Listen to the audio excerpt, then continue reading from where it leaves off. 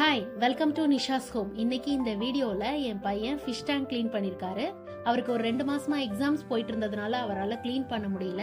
இப்போ எப்படி fish tank clean பண்ணியிருக்காருங்கிறத நம்ம பார்க்கலாம். ஃபர்ஸ்ட் அந்த டேங்க்ல இருக்கிற பழைய தண்ணியில பாதி தண்ணி எடுத்துக்கிட்டு அதில் அந்த மீன்லாம் போட்டு தனியாக மோட்ரு ஃபிட் பண்ணி வச்சுக்கிட்டாரு. இப்போ ஃபர்ஸ்ட் டேங்கை ஃபுல்லாக க்ளீன் பண்ணிட்டு அந்த கல்லையும் வாஷ் பண்ணிட்டு அதில் ஃபில் பண்ணிட்டு இருக்காரு.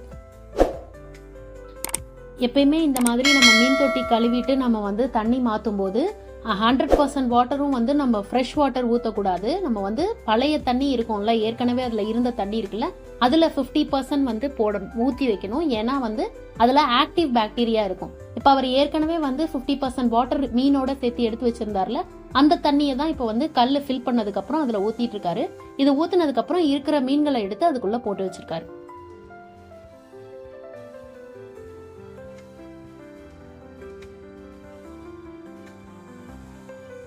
இப்போ அடுத்து வாஷ் பண்ணி வச்ச ஃபில்டர் அண்ட் டாய்ஸ் அது எல்லாத்தையும் ஃபிட் பண்ணிட்டு இருக்காரு.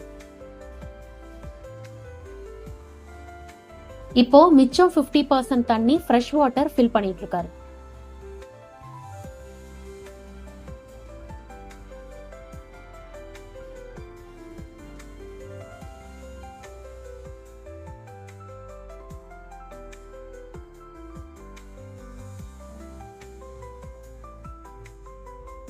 இந்த மாதிரி லைட்டா ஆன் ஆஃப் பண்ணி போடும்போது நமக்கு டபுள் கலர்ஸ்ல ஒயிட் அண்ட் பிங்க் வரும்.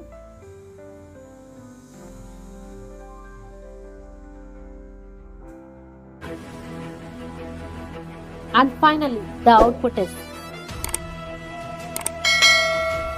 என் பையன் ஃபிஷ் டேங்க் எப்படி க்ளீன் பண்ணிருக்காருங்கிறத உங்க கமெண்ட் வழியா தெரியப்படுத்துங்க.